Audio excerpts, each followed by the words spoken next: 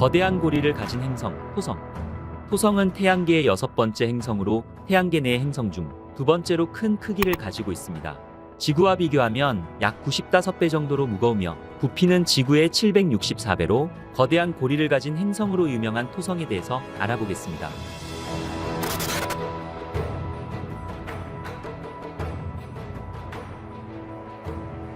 가스행성 토성. 토성은 목성과 같이 대표적인 가스행성으로 구성물질 대부분이 수소와 헬륨 등의 기체로 이루어져 있습니다.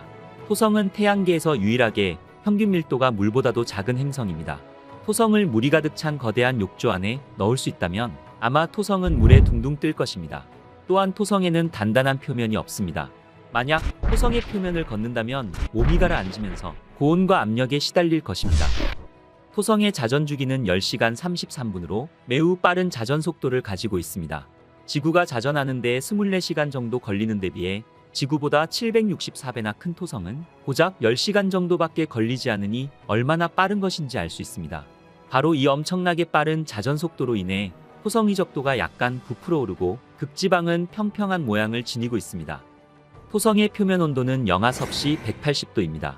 토성의 온도가 낮은 이유는 태양과 너무 멀리 떨어져 있기 때문에 지구가 태양으로부터 받는 열량의 100분의 1밖에 받지 못합니다. 이 추위 때문에 토성에서는 암모니아는 물론 메탄 등이 얼어서 고체 형태로 존재하며 이러한 현상으로 인해 토성 상공 1000km 아래는 수증기와 암모니아 구름이 공존하고 있습니다. 토성의 핵은 얼음과 암석으로 구성되어 있으며 금속성 수소층인 내부 멘틀과 액체 수소층인 외부 멘틀, 그리고 수소와 헬륨으로 구성된 대기층에 둘러싸여 있습니다. 또한 토성의 핵은 단순한 암석 덩어리가 아니라 다양한 암석과 얼음이 유체 형태의 금속성 수소와 뒤섞인 진흙처럼 부드러운 혼합물로 이루어져 있습니다. 태양계에서 가장 무겁고 선명한 토성의 고리입니다. 토성의 고리는 토성의 적도면에 자리 잡고 있으며 토성을 공전하고 있습니다. 토성의 고리는 수마이크로미터에서 수미터에 이르는 아주 작은 입자들로 무수히 많이 구성되어 있습니다. 고리 입자는 거의 얼음으로 구성되어 있고 소량의 구성 성분은 암석 물질입니다. 토성의 여러 고리층은 비교적 서로 가깝지만 층 간에는 간격도 있습니다. 이 중 가장 넓은 간격은 카시니 간극이며 그 폭은 4700km에 달합니다. 토성의 아이콘이기도 한 토성의 고리는 어떻게 생겨났을까요? 토성의 고리는 1억 년에서 2억 년 전쯤 토성의 궤도를 돌던 얼음 위성 중 하나가 토성의 중력에 의해 부서지면서 형성되었습니다. 과거 과학자들은 토성의 고리가 40억 년 이상 전에 형성된 것으로 추정해왔으나 보이저 1호와 보이저 2호 그리고 카시니호가 보내온 관측 데이터는 고리의 질량이 무겁지 않았고 물얼음 상태가 비교적 깨끗하였습니다.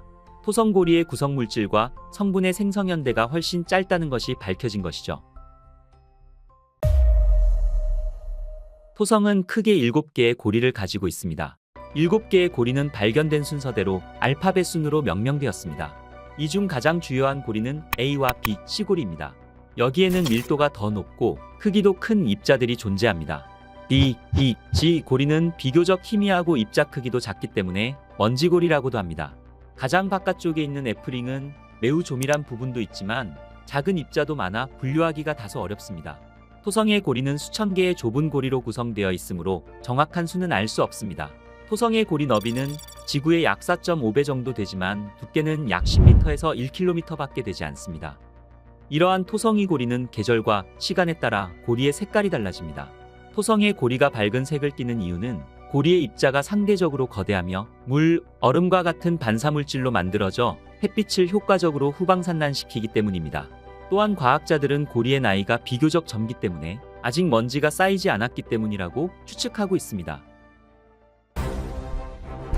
토성도 목성처럼 내부 운동이 활발합니다. 그 예로 목성엔 대적반이 있다면 토성엔 대백반이 있는데 지름은 수천 킬로미터, 최대 풍속은 시속 1700에서 1800km로 막강한 위력을 보여줍니다. 토성 대기에서 주기적으로 발생하는 대폭풍으로 이는 목성 대적반의 80에서 100m/s보다도 5배에서 6배 빠른 것입니다. 토성의 내부의 열로 인한 대기의 대순환의 하나로 대폭풍이 발생하기 때문에 토성은 생김새와 달리 내부는 지옥일 것입니다. 토성의 대백반은 1876년 아사프홀에 의해 처음 관측된 이후 약 28년을 주기로 항상 관측되고 있습니다. 참고로 이 주기는 토성의 북반구가 태양을 바라보는 주기와 일치합니다. 이 폭풍이 대기층 아래에 있던 물질들을 모조리 끌어올리는 덕분에 토성의 대기 구조를 밝히는 데 큰 공헌을 했습니다. 1990년대에는 컴퓨터 시뮬레이션을 통해 열적 불안정이라는 현상에 의해 발생하는 것으로 알려졌습니다. 쉽게 말해 하층부의 따뜻하고 습한 공기가 급속도로 올라와 거대한 폭풍을 만드는데 이게 바로 대백반이라는 것입니다. 토성에는 용의 폭풍이라는 것도 있는데 대기 하층부에서 발생하며 대백반과는 달리 오랫동안 지속됩니다. 지구의 번개와 같은 강력한 전파가 방출되고 갑자기 밝게 달아오른 뒤 잠잠해지는 현상이 관측됩니다. 2004년에는 이 폭풍이 세계의 소형 폭풍들을 근처에 형성하기도 했는데 곧 다른 거대 폭풍에 흡수되었다고 합니다. 즉 이 폭풍이 대기 하층부의 에너지를 상층부로 전달하는 매개체일 수도 있다는 의미인 것이죠. 토성의 가장 독특한 특징 중 하나는 토성의 북극에 있는 육각형 모양의 거대 폭풍입니다. 카시니 탐사선이 약 61만 킬로미터 상공에서 촬영한 사진입니다. 폭풍의 지름은 1만 2천 킬로미터로 이 구름은 토성의 2만 5천 킬로미터 상공에 형성되었으며 지구의 허리케인처럼 수증기로 구성된 소용돌이로 알려져 왔습니다. 생성 방식이 허리케인과 비슷하다고 합니다. 그 중심에는 구름이 없거나 매우 적고 상층의 구름은 밀도가 매우 높을 것으로 추정되며 동시에 중심부의 회전 속도는 지구의 허리케인의 약 4배 속도인 시속 530km에 이릅니다. 토성의 위성. 토성의 위성은 총 83개로 목성만큼이나 많은 위성을 가지고 있습니다.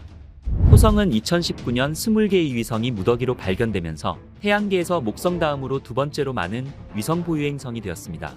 토성의 위성 중 대표적인 위성인 타이탄과 엔셀라두스, 그리고 고리 주변을 함께 공전하며 고리에 간극을 주는 위성 프로메테우스까지 얼음과 바위 덩어리로 이루어진 아름답고 신비로운 토성의 위성들을 함께 보러 가시죠. 양치기 위성이라 불리는 프로메테우스. 프로메테우스는 토성 궤도를 돌며 토성의 F 고리에 아름다운 물결을 남깁니다. 지름이 102km에 불과한 프로메테우스는 14.7시간 동안 토성 궤도를 돌며 행성의 고리에 간극을 주는 위성입니다. 토성의 고리는 작은 먼지 입자로 이루어져 있는데 이러한 먼지들이 흩어지지 않고 모여있는 이유 중에 하나는 양치기 위성이라고 불리는 작은 천체들이 먼지 입자의 위치와 에너지를 조절해주기 때문입니다. 다시 말해 고리의 안쪽과 바깥쪽에서 고리와 같이 공전하며 고리를 구성하는 물질이 흩어지지 않게 하는 위성인 것입니다. 영화 스타워즈 속 제국군의 우주요새인 데스스타와 닮은 죽음의 별 미마스. 토성의 위성 중 하나인 미마스는 영국의 천문학자 윌리엄 허셜에 의해 발견되었습니다. 1789년 9월 17일 윌리엄 허셜은 그의 천문대에서 망원경으로 밤하늘을 관찰하던 중 토성 근처에서 희미한 빛의 점을 발견하였습니다. 윌리엄 허셜은 처음에 이 천체가 별이라고 생각했지만 며칠 밤에 걸쳐 천체를 계속 관찰한 결과 이 천체가 규칙적인 타원형 궤도를 그리며 토성 주위를 도는 것을 발견하였습니다. 허셜은 그리스 신화에서 이름을 따서 달의 이름을 미마스라고 지었습니다. 미마스라는 이름은 토성의 위성들의 이름을 신과 관련된 신화적 인물들의 이름을 따서 지어졌습니다. 미마스는 제우스가 이끄는 거인족과 올림피아 신들 사이의 신화적인 전투에서 그의 역할로 알려져 있습니다. 신화에 따르면 거인들은 신들에게 반란을 일으켰고 하늘에 도달하기 위해 산을 쌓음으로써 신들을 전복시키려고 했습니다. 하지만 신들은 반격했고 제우스는 마침내 거인들을 물리치고 올림포스의 통치를 보존하면서 미마스를 벼락으로 쓰러뜨렸습니다. 미마스의 지름은 약 370km에 불과한 작은 천체로 현재까지 파악된 토성의 83개 위성 중 가장 작습니다. 또한 미마스는 흥미롭고 독특한 회전 패턴을 가지고 있습니다. 미마스의 동기회전은 토성의 중력의 영향을 받습니다. 미마스에 대한 토성의 강력한 중력은 조성력을 유발하며 이는 미마스를 끌어당기는 토성의 중력과 미마스 자신의 중력 사이에 전쟁의 줄다리기 효과를 초래합니다.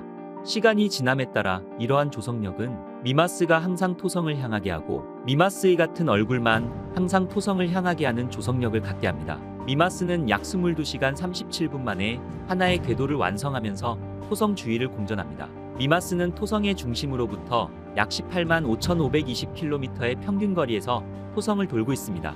미마스는 이심률이 낮은 원형 궤도를 가지고 있는데 이는 미마스의 궤도가 상대적으로 완벽한 원에 가깝다는 것을 의미합니다. 과학자들에 따르면 미마스는 대기를 가지고 있지 않습니다. 또한 미마스는 얇은 외기권을 가지고 있어 날씨나 기후 과정을 가지고 있지 않습니다. 열을 유지할 수 있는 대기의 부족으로 인해 미마스는 극도로 차가운 온도를 가지고 있습니다. 미마스의 희박한 대기와 극도로 추운 온도, 액체 물의 부족 등 생명체에게는 가혹한 환경을 만듭니다. 미마스는 주로 물 얼음으로 구성되어 있으며 작은 양의 바위와 얼음들로 구성되어 있습니다. 미마스의 내부 구조는 암석핵과 두꺼운 멘틀, 얇은 지각층으로 구분되어집니다. 규산염 광물로 구성된 작은 암석핵은 상대적으로 작으며 미마스의 전체 질량에서 차지하는 비중은 크지 않습니다. 미마스의 두꺼운 멘틀은 녹은 얼음 또는 고체 얼음층이 있을 수 있으며 암모니아 또는 메탄과 같은 다른 휘발성 얼음과 혼합된 물 얼음으로 구성되어 있습니다. 주목할 만한 점은 미마스가 중력이 낮은 작은 위성이라는 점입니다. 이는 지구나 화성과 같은 큰 천체처럼 내부 가열이나 분화 과정을 크게 겪지 않는다는 것을 의미합니다. 하지만 토성의 근접성과 토성의 고리 및 다른 위성들과의 중력적 상호작용은 미마스의 내부 구조와 지질활동에 영향을 미치는 조석 가열을 일으킵니다. 미마스의 표면은 수많은 충돌 크레이터와 계곡, 그리고 능선으로 뒤덮여 있는 얼음 지형으로 덮여 있습니다. 미마스의 표면은 주로 적은 양의 암석과 함께 물 얼음으로 구성되어 있습니다. 미마스의 극도로 추운 온도와 대기의 부족은 수십억 년 동안 미마스의 표면 특징을 보존하게 했습니다. 미마스의 가장 눈에 띄는 특징 중 하나는 지름이 약 130km인 미마스의 3분의 1 크기의 거대한 허셜 크레이터입니다. 마치 거대한 눈동자처럼 생긴 이 크레이터는 오래전 천체와의 충돌에 의해 생긴 것으로 보여집니다. 허셜 분화구는 미마스 중심 근처에 위치하고 있으며 큰 봉우리와 계단식 벽, 주변 지형보다 몇 킬로미터 위에 솟아있는 충격 테두리를 가지고 있습니다.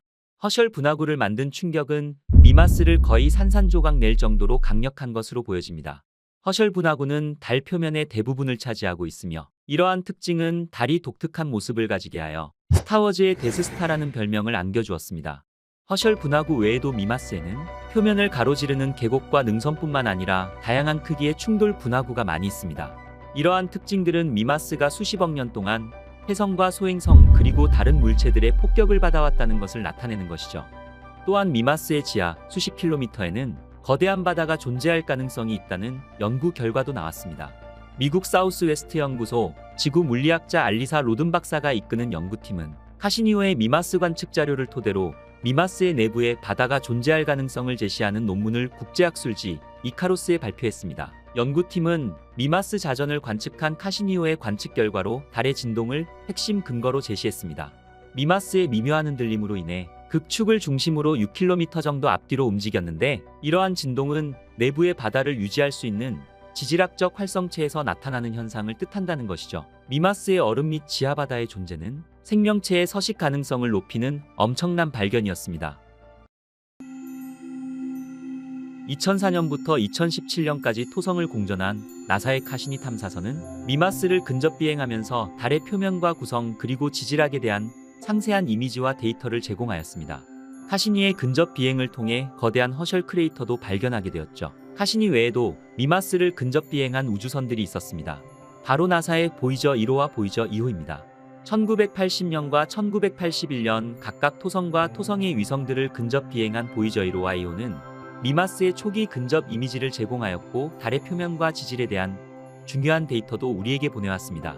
미마스를 연구하기 위해 특별히 보내진 전용 탐사선이나 착륙선은 없지만 여러 우주선이 미마스를 통과하는 동안 수집한 데이터는 이 작은 달의 특성 및 지질학에 관한 연구의 가장 큰 업적이었습니다. 앞으로 이루어질 토성과 토성의 위성에 대한 지속적인 탐사는 미마스를 더 자세히 연구하여 이 흥미로운 위성에 대한 더 많은 미스터리를 풀 수 있을 것입니다. 토성고리의 물질을 이동시켜 카시니 간극을 만드는 양치기 위성 미마스, 토성과 그 위성들에 대한 이야기는 계속될 것입니다. 우리와 같은 생명체가 살고 있는 곳은 지구뿐일까요? 광활한 우주에는 또 다른 생명체가 살고 있는 것은 아닐까요? 오늘은 우주의 생명체에 대한 궁금증을 안고 우주의 발견을 시작해 보려고 합니다. 아드키 먼 우주 공간에서 반짝이고 있는 작은 달. 지름이 약 500km 정도의 작은 위성이지만 생명체 존재 가능성을 품은 지하바다가 있는 곳. 차가운 얼음으로 이루어진 토성의 작은 달. 엔셀라두스입니다. 엔셀라두스는 1789년 윌리엄 허셜에 의해 발견되었습니다. 허셜은 1787년과 1788년 다양한 관측을 통해 토성의 다른 위성들을 발견하였고 이후 1789년 8월 28일 엔셀라두스를 처음으로 관측하였습니다. 그는 이 달을 토성의 8번째 위성이라고 명명하였습니다. 그러나 토성의 8번째 위성이라는 명칭은 이후 발견된 여러 개의 다른 위성들과 함께 사용되었습니다. 이후 위성들의 명칭에 혼란이 생기기 시작했고 위성의 명확한 식별을 위해서는 추가적인 이름이 필요했습니다. 1847년 영국의 천문학자이자 윌리엄 허셜의 아들인 존 허셜은 명칭이 정해지지 않은 7번째와 8번째 위성에 새로운 이름을 붙일 것을 제안하였습니다. 그 결과 1848년 존 허셜이 제안한 이름인 엔셀라두스가 유럽에서 널리 사용되게 되었습니다. 엔셀라두스는 토성을 공전하면서 동시에 자전하고 있습니다. 이 때문에 엔셀라두스의 자전축은 토성의 자전축과 거의 일치하고 있습니다. 즉, 엔셀라두스는 토성의 자전과 동일한 방향으로 자전하고 있는 것입니다. 엔셀라두스의 자전 주기는 약 38시간으로 이는 토성을 한 바퀴 도는 공전 주기와 거의 동일합니다. 이러한 자전 주기는 엔셀라두스의 북쪽과 남쪽 지역에 서로 다른 계절을 가져오게 합니다. 엔셀라두스의 자전은 토성의 중력에 의해 조절되며 이는 엔셀라두스의 내부 구조와 지하바다의 흐름에도 영향을 미칩니다. 엔셀라두스는 토성에서 두 번째로 가까운 위성입니다. 엔셀라두스의 공전 궤도는 평균 약 23만 8천 km 정도이며 토성을 한번 공전하는데 약 33시간밖에 걸리지 않습니다. 또한 엔셀라두스는 토성의 중력에 의해 공전하고 있습니다. 토성의 자기권 안에 위치해 있는 엔셀라두스는 자기장에 직접적인 영향을 받는 것입니다. 또한 엔셀라두스는 토성의 네 번째 위성 디오네와 2대1의 궤도 공명을 하고 있습니다. 즉 디오네가 한 번 공전하는 동안 엔셀라두스는 토성 주위를 2번 도는 것이죠. 이러한 궤도 공명은 엔셀라두스의 궤도가 완벽한 원형이 되는 것을 막아주며 달의 조석 변형을 막습니다. 이러한 조석력은 엔셀라두스의 핵을 가열하게 되는 것입니다. 엔셀라두스는 수소와 헬륨으로 이루어진 매우 얇은 대기를 가지고 있습니다. 이들은 주로 엔셀라두스 표면에서 방출되는 가스와 함께 형성됩니다. 매우 차가운 대기를 가진 엔셀라두스의 평균 온도는 영하 198도로 추정됩니다. 대부분의 태양빛을 반사하는 엔셀라두스는 실제로 토성에서 가장 추운 위성 중 하나입니다. 이러한 엔셀라두스의 대기 성분은 태양의 자외선으로부터 지표면과 지하바다를 보호하는 역할을 합니다. 엔셀라두스의 표면은 온통 얼음으로 뒤덮여져 있습니다. 주요 구성 성분인 얼음은 수소와 헬륨 같은 가스 성분과 혼합되어 있습니다. 또한 엔셀라두스의 지하에는 암석과 물이 포함된 바다가 존재하는 것으로 추정됩니다. 엔셀라두스의 지하바다는 지상과는 다르게 얼음에서 만들어진 지표 위에 있는 바다가 아니라 얼음 지표 아래에 있는 암석과 물의 혼합물로 이루어져 있습니다. 이 지하바다는 지구의 바다처럼 수소화된 물로 이루어져 있을 가능성이 크며 이 수소화된 물은 생명체의 존재 가능성을 가지고 있습니다. 얼음과 암석으로 이루어져 있는 엔셀라두스의 모습입니다. 지름이 500km인 엔셀라두스는 크기가 작고 표면은 매우 균일하게 보입니다. 엔셀라두스의 표면은 크게 두 가지 지형으로 나눌 수 있습니다. 첫 번째는 얼음으로 형성되어 이루어진 지형으로 크레이터와 골짜기를 뜻하는 밸리 지형 및 평지가 이에 해당됩니다. 이 지형들은 주로 얼음에서 생성되었으며 얼음의 형태와 크기는 지형이 형성된 방식을 알 수 있게 해주었습니다. 엔셀라두스는 표면에 다른 물질이 없기 때문에 매우 밝은 천체입니다. 이러한 밝은 표면은 태양으로부터 받은 대부분의 빛을 반사합니다. 이로 인해 엔셀라두스는 태양계에서 가장 하얀 천체 중 하나인 것이죠.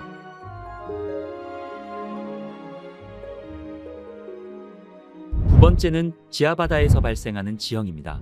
이러한 지형은 지하바다에서 열과 화학 작용이 발생함에 따라 형성되며 생명체가 존재할 수 있는 환경입니다. 또한 엔셀라두스에는 다른 토성의 위성들과는 다르게 상대적으로 젊은 지형들이 많이 있습니다. 이는 토성의 중력으로 인해 조석의 힘이 작용하여 엔셀라두스 표면이 재구성되는 과정을 겪기 때문입니다. 이러한 현상으로 인해 지하바다에서 발생하는 가스와 입자들이 표면으로 방출되는 것입니다. 과학자들은 엔셀라두스의 남극 아래에 거대 바다가 있을 것으로 추정하고 있습니다. 그 첫 번째 증거는 2005년 카시니 탐사선이 관측한 거대 물기둥이었습니다. 지각의 균열에서 얼음 입자들이 분출되는 이러한 현상은 극저온 화산 활동으로 보여지며 이는 우주로 초당 약 250kg의 물을 지속적으로 뿜어냅니다. 이렇게 분출되는 대부분의 수증기 입자들은 엔셀라두스의 약한 중력을 벗어나 토성의 이고리를 형성합니다. 카시니오는 물기둥을 통과하며 엔셀라두스에서 배출되는 물질들을 분석하였습니다. 대부분은 물로 이루어져 있었으며 아미노산과 이산화탄소, 질소 및 메탄도 발견되었습니다. 카시니오에 의해 발견된 메탄은 지구에서는 생명체가 내뿜어서 생기는 물질입니다. 엔셀라두스의 바닷속에서 생명체가 서식할 가능성이 확인된 것이죠. 또한 함께 발견된 아미노산은 생명의 6대 필수 원소이기도 합니다.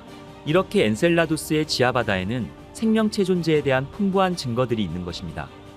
카시니오는 엔셀라두스의 남극에서 굉장히 특이한 무늬를 발견했습니다. 호랑이 줄무늬로 알려진 남극의 균열입니다.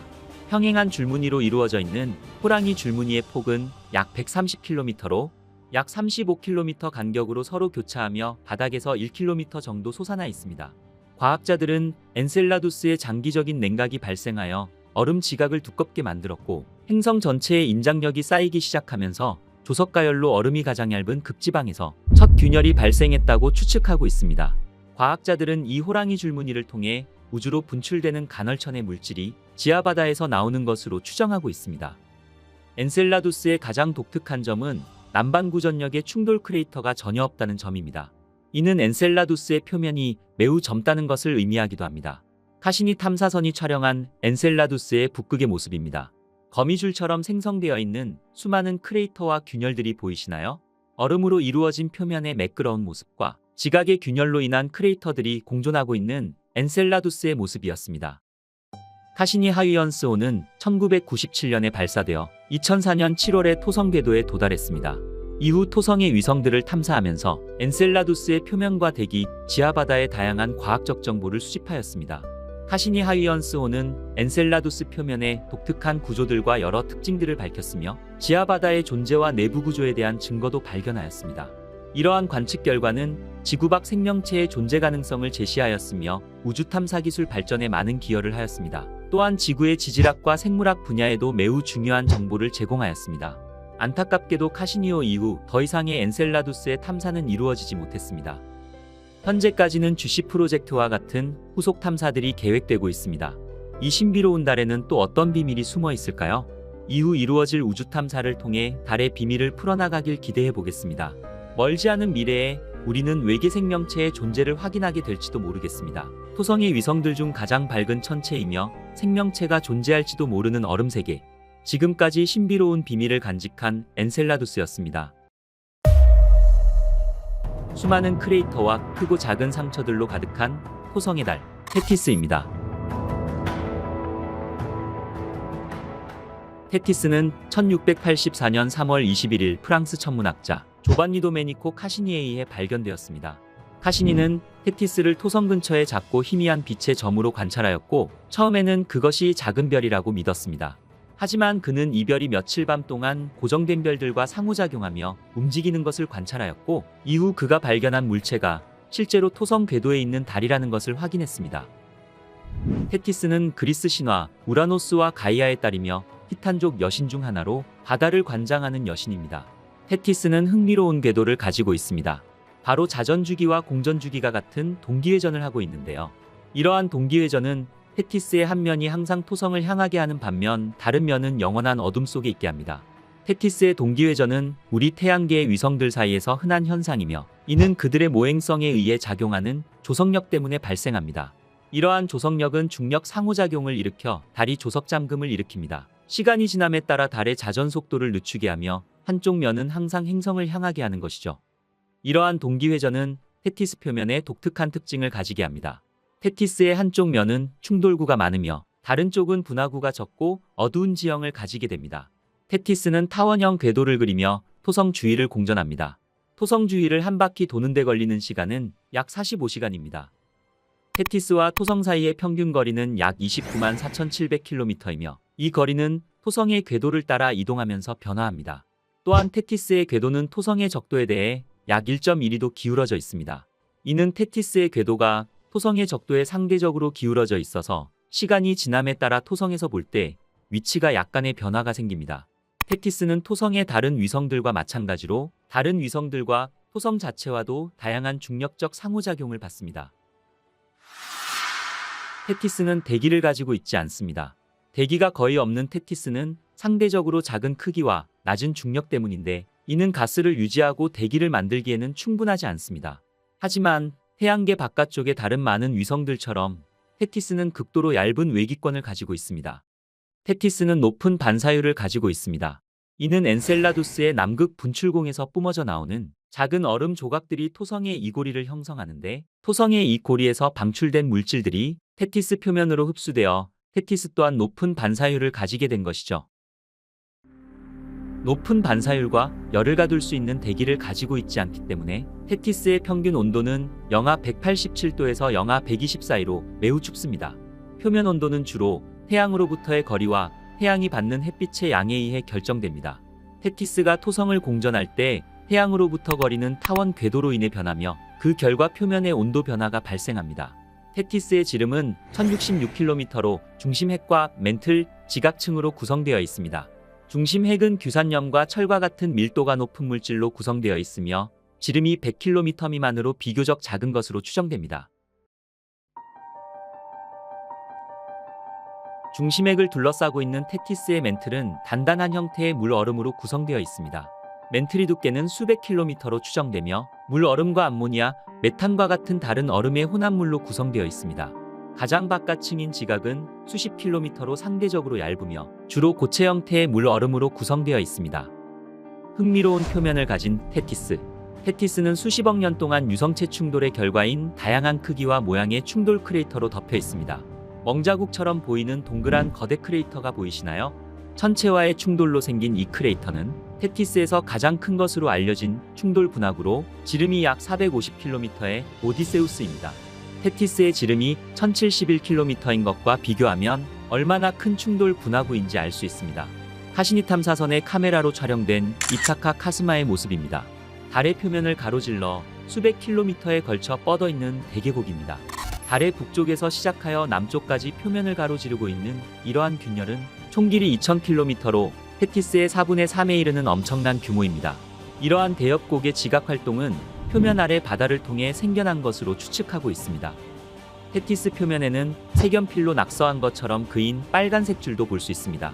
이것은 카시니 탐사선이 촬영한 사진 속 데이터로 길이는 수백 킬로미터이며 혹은 1km 정도의 이 붉은색 자국은 표면 아래에서 가스가 방출되며 생긴 것으로 추측하고 있습니다. 테티스의 표면에는 눈에 띄는 얼음 절벽이 있습니다.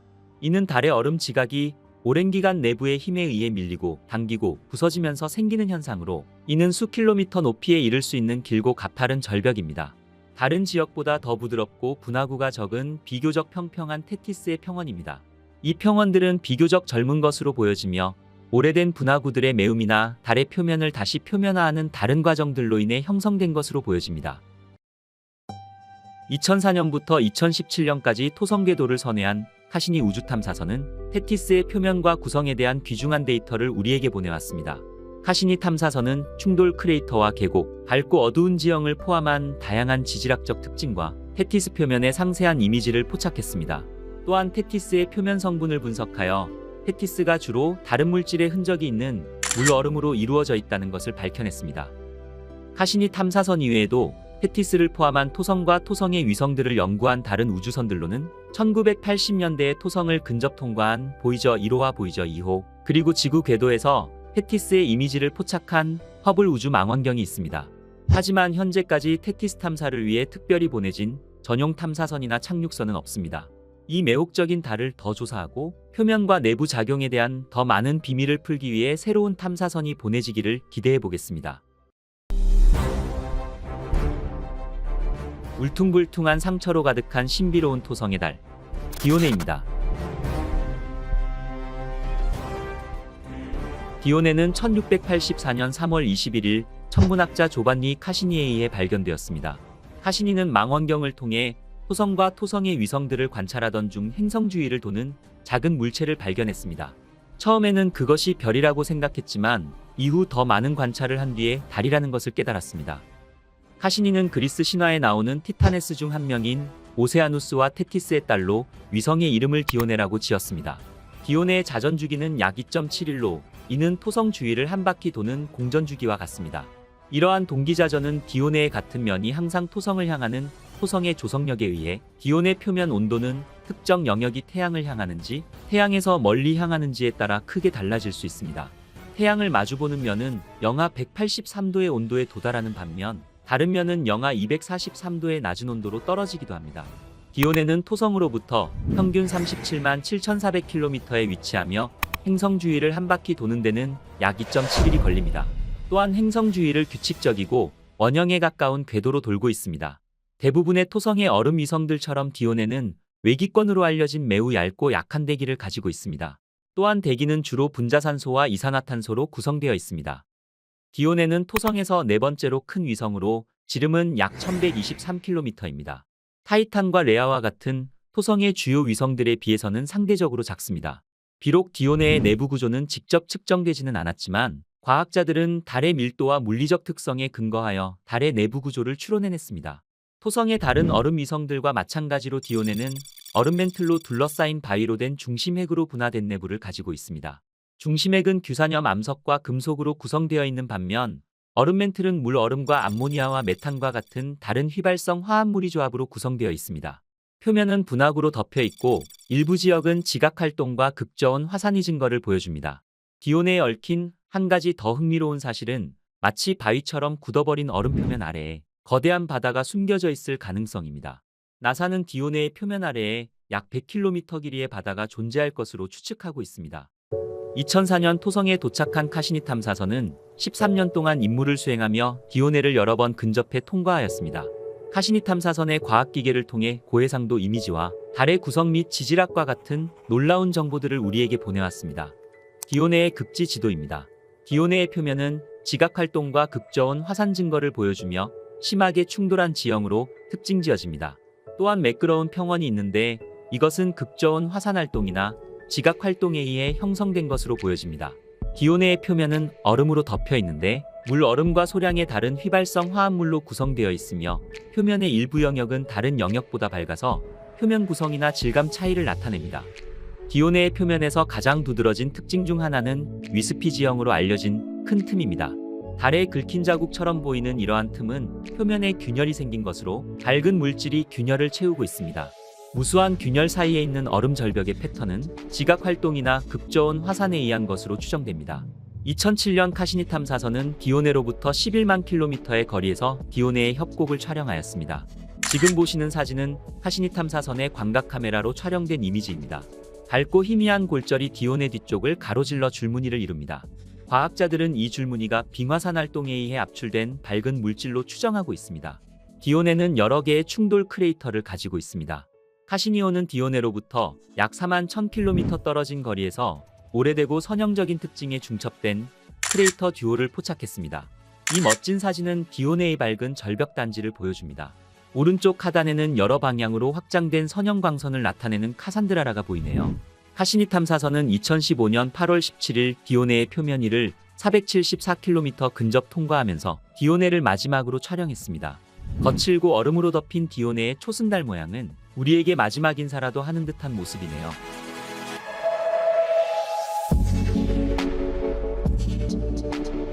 이 머나먼 지구에서 이런 절묘한 사진을 볼 수 있다니 우리는 정말 운이 좋은 건지도 모르겠네요.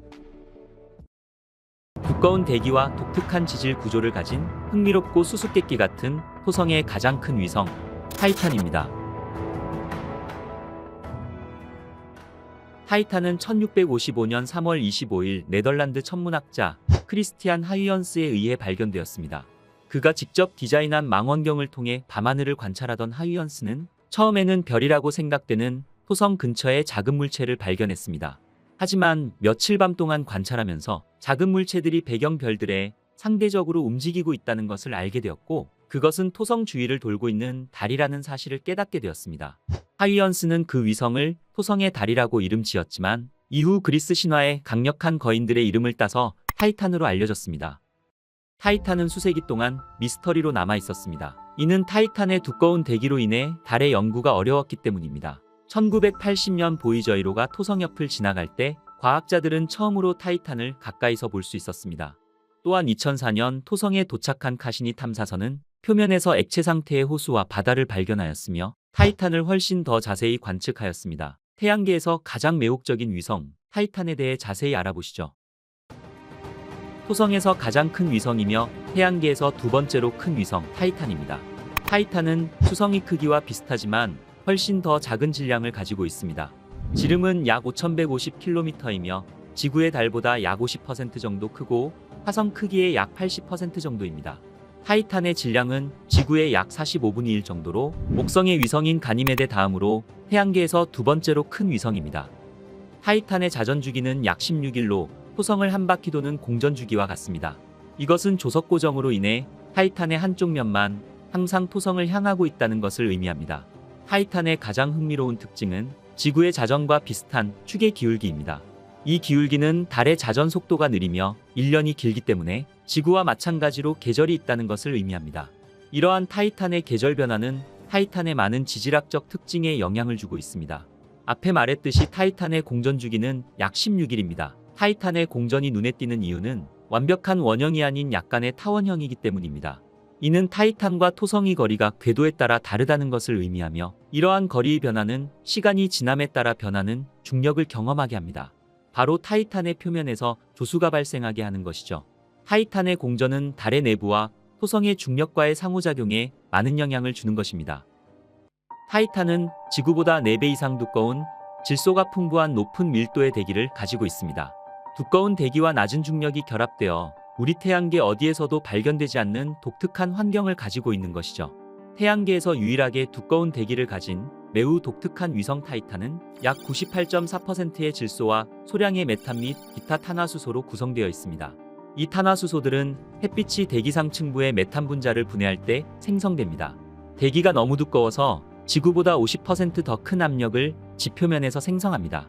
타이탄의 대기는 메탄과 에탄으로 구성된 구름을 포함하고 있습니다. 이 구름들은 비를 생성하는데 지구에서와 같은 비가 아닌 에탄과 액체 메탄으로 이루어진 비입니다. 이 비는 타이탄의 지표면의 수로와 호수를 생성하며 지구를 제외한 태양계에서 가장 안정적인 액체 상태를 가진 유일한 천체로 만듭니다. 또한 타이탄의 대기는 상당한 양의 유기분자를 포함하고 있습니다. 특히 메탄, 에탄과 같은 탄화수소를 포함하고 있기 때문에 오렌지색으로 보입니다. 이 유기분자들은 햇빛과 대기에 존재하는 질소와 메탄의 상호작용에 의해 생성됩니다. 햇빛이 타이탄 대기에 도달하면 질소와 메탄 분자를 분해하고 더 복잡한 유기분자로 재결합하는데 이 분자들은 결국 표면에 정착하여 오렌지색의 두꺼운 연무층을 만드는 것입니다. 이 연무는 유해한 방사선으로부터 타이탄이 표면을 보호하는 역할을 합니다. 타이탄은 약한 중력에도 불구하고 대기를 유지할 수 있게 해주는 독특한 요소들을 가지고 있습니다. 대기는 주로 질소로 구성되어 있는데 질소는 수소와 헬륨과 같은 다른 가스에 비해 상대적으로 무거운 분자입니다. 이는 질소 분자가 타이탄의 대기를 더 안정적으로 만들어 대기의 가스 분자들이 우주로 탈출할 가능성이 적다는 것을 의미하는 것이죠. 타이탄의 대기는 지속적인 광화학 과정에 의해 지속적으로 보충됩니다. 이러한 타이탄의 표면 온도는 평균 영하 섭씨 179도로 매우 춥습니다. 이는 타이탄이 태양으로부터 꽤 먼 거리에 있으며 열을 가두고 열이 우주로 탈출하는 것을 막는 두꺼운 대기를 가지고 있기 때문입니다. 타이탄의 구성 물질을 살펴보면 타이탄의 모습이 왜 이렇게 신비로운지 알 수 있습니다. 타이탄은 암석으로 된 핵과 고압의 얼음층, 그리고 유기화합물과 질소가 풍부한 가스층으로 구성되어 있습니다. 타이탄의 중심에는 규산염 광물과 금속으로 이루어진 것으로 보이는 바위투성이의 핵이 있습니다. 중심핵의 지름은 약 2500km이며 타이탄 전체 반지름의 약 절반을 차지하고 있습니다. 바위 중심부를 둘러싸고 있는 것은 대부분 얼음으로 구성되어 있지만 메탄과 암모니아와 같은 다른 휘발성 물질도 포함되어 있는 고압의 얼음층입니다. 이 층은 약 3400km 두께로 추정되며 엄청난 압력을 받고 있어서 지표 근처의 높은 온도에도 불구하고 얼음을 고체 상태로 유지합니다. 타이탄의 가장 바깥층은 대부분 질소가 풍부한 가스와 메탄과 에탄을 포함한 유기화합물로 구성되어 있습니다. 타이탄의 가장 바깥층은 표면이 수백 킬로미터에 이르는 두꺼운 대기를 형성합니다. 이는 여러 층의 아지랑이로 나뉘어지며 아래층은 점점 더 불투명해지며 위층은 더욱더 투명합니다. 또한 타이탄의 극지방에는 마치 허리케인처럼 보이는 극소용돌이가 있습니다. 카시니오가 발견한 이 거대한 폭풍은 지름이 8000km의 크기로 추정됩니다. 과학자들은 타이탄의 대기가 행성의 자전보다 더 빠르게 회전하며 생기는 것으로 추정하고 있습니다. 노란색과 녹색의 제트 기류와 함께 이루어져 있는 붉은색의 태풍의 눈은 무섭기까지 하네요. 과학자들은 타이탄의 생명체 존재 가능성도 제기했습니다. 복잡한 유기분자를 포함하는 밀도 높은 대기, 액체 탄화수소로 이루어진 호수, 그리고 타이탄에 계절이 존재한다는 점이 생명체 존재의 근거였습니다. 일부 과학자들은 이러한 조건들이 원시적인 메탄 기반의 생명체 발전에 도움이 될 수 있다고 발표했습니다. 타이탄의 대기에서 수소가 발견되고 그것이 표면에서 사라진다는 것은 타이탄의 어떤 식의 형태로든 생명체가 존재한다는 뜻인 거죠. 카시니 탐사선은 토성을 120여 차례 선회하며 타이탄의 대기와 표면을 조사했습니다. 카시니호 탐사를 통해 나사가 공개한 최초의 타이탄 지도입니다. 지도를 보니 타이탄의 표면 모습이 궁금하지 않으신가요? 타이탄의 실제 모습을 보러 가시죠. 카시니호는 남극 근처에서 호수를 관측했습니다. 온타리오 라쿠스라 이름 지어진 이 호수의 넓이는 15,000제곱킬로미터이며 깊이는 40cm에서 3m 사이로 추정되는 얕은 호수로 가장 깊은 곳은 7m가 조금 넘을 것으로 보여집니다. 사진 오른쪽에는 파도에 침식된 매끄러운 해안선도 보입니다. 서쪽에는 타이탄의 강과 삼각주가 있다는 첫 번째 증거를 볼 수 있었습니다. 즉, 액체 탄화수소가 더 높은 평원을 따라 호수로 흘러 삼각주의 퇴적물을 남기는 것이죠. 카시니호는 또 다른 호수, 징포라쿠스도 발견하였습니다. 카시니 탐사선이 타이탄의 옆을 지나갈 때 햇빛이 거울처럼 징포라쿠스 표면에 반사되어 관측되었습니다. 추가 관찰을 통해 카시니호는 타이탄에서 액체가 움직인다는 것도 알 수 있었습니다. 타이탄에서 발견된 두 번째로 큰 호수는 나이제어 메어입니다. 이 호수는 타이탄의 북극 지역에서 발견되었으며 12만 6,000제곱킬로미터로 엄청난 크기의 호수입니다. 이 호수의 평균 깊이는 온트리오라쿠스보다 훨씬 깊은 50m이며 일부는 200m 이상의 깊이를 가지고 있습니다. 많은 강이 호수로 흘러드는 것을 볼 수 있으며 이 주변 지역에는 큰 섬이 있습니다. 마법의 섬이라고 불리는 이 지역의 정말 신비로운 사실은 섬처럼 보이는 바로 이 지점이 나타났다 사라지는 것을 반복한다는 것입니다. 이는 액체 메탄의 움직임으로 인한 현상으로 보여지며 또는 바닥층이 이동하거나 봄 동안 따뜻해짐에 따라 호수에 떠오르는 얼음으로 인해 생기는 현상으로 추정하고 있습니다. 40만 제곱킬로미터에 달하는 타이탄에서 가장 큰 호수 크라켄 메어입니다.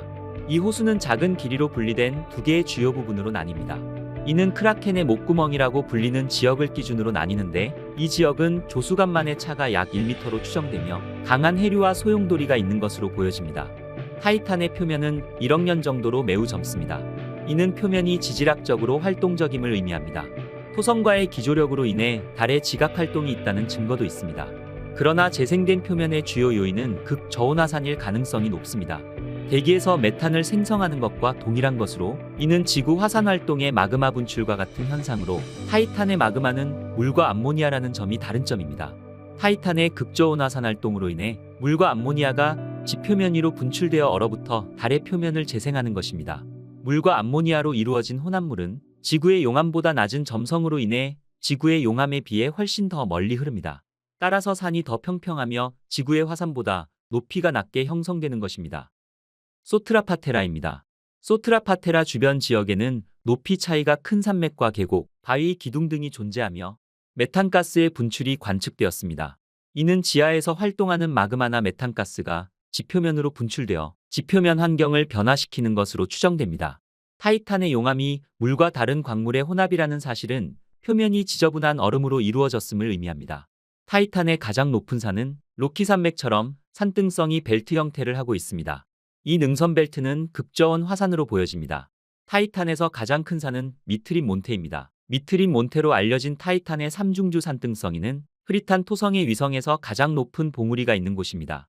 매우 특이한 점은 메탄 눈으로 덮여있는 산이라는 점입니다. 타이탄의 표면에서 가장 눈에 띄는 점은 어두운 지형의 패치입니다. 과거에는 바다였을 수도 있지만 지금은 어두운 광물 퇴적물의 평원입니다. 지구의 남이부 사막과 유사하게 바람이 부는 언덕으로 나타납니다. 타이탄의 표면에는 산과 다른 높은 지형들이 있으며 어떤 봉우리들은 수킬로미터까지 올라갑니다. 이러한 특징들은 물 얼음 또는 유기 화합물의 혼합물로 만들어진 것으로 추정됩니다. 1997년 발사된 카시니 하위언스. 나사와 유럽 우주국에 의해 개발된 카시니 하위언스 탐사선은 타이탄의 대기와 표면을 연구하기 위해 특별히 설계되었습니다. 7년간의 여행 끝에 2004년 토성 궤도에 진입했습니다. 2004년 12월 25일 하위언스 탐사선은 카시니 우주선에서 풀려나 타이탄 표면을 향해 하강하기 시작했습니다. 하강하는 동안 하위언스 탐사선은 귀중한 데이터를 다시 토성을 공전하고 있는 카시니 탐사선으로 전송했고 카시니 우주선은 그 데이터를 지구로 보내왔습니다. 하위언스 탐사선의 과학 장비들은 온도와 압력, 그리고 풍속뿐만 아니라 타이탄 대기의 구성과 밀도도 측정하였으며 타이탄의 독특한 표면의 이미지들을 포착했습니다. 또한 복잡하고 역동적인 대기와 지질학적으로 활동하는 표면을 포함한 타이탄에 대한 풍부한 정보를 우리에게 보내왔습니다. 이로 인해 과학자들은 타이탄의 표면에 액체 탄화수소의 존재를 밝혀냈고, 이는 달의 생명체가 존재할 가능성에 대한 추측을 이끌어냈습니다. 그리고 타이탄의 두꺼운 대기를 통과하면서 하위연스 탐사선의 과학 장비를 통해 타이탄 대기의 소리도 녹음하였습니다. 그럼 잠시 타이탄의 소리를 들어볼까요?